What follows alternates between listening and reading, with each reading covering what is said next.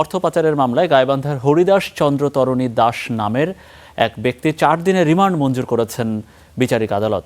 সোমবার ঢাকার metropolitan magistrate Mohammad Ripon হোসেনের আদালত এই আদেশ দিয়েছেন। এর আগে আসামিকে আদালতে হাজির করে 7 দিনের রিমান্ড চেয়ে আবেদন করে মামলাটির তদন্ত কর্মকর্তা। প্রাথমিকভাবে আসামির বিরুদ্ধে হুন্ডির মাধ্যমে অর্থ পাচারের সঙ্গে জড়িত থাকার তথ্য প্রমাণ পাওয়া গেছে বলে জানিয়েছে পুলিশ।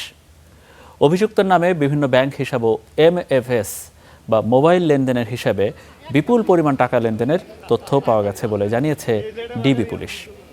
গত 12 জুলাই রাত 11:30টার দিকে ঢাকার সিআইডির একটি বিশেষ দল অভিযান চালিয়ে তাকে গ্রেপ্তার করে।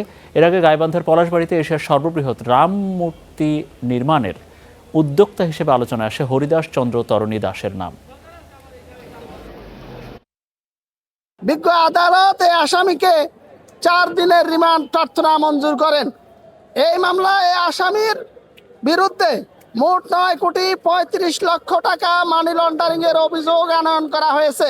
সে পেশায় একজন কৃষক, কিন্তু তার নামে বেনামে বিভিন্ন অ্যাকাউন্টে দেশের বাহির হতে মোট 9,35,00,000 টাকা এসেছে।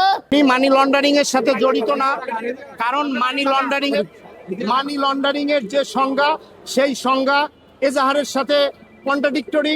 এবং ওনাকে যে টাকার কথা আপনারা বললেন যে কে দিয়েছে, ওনার হাজার হাজার ভক্ত, ওনার একটা বড় মন্দির আছে, সেই মন্দিরে হাজার হাজার ভক্ত আছে।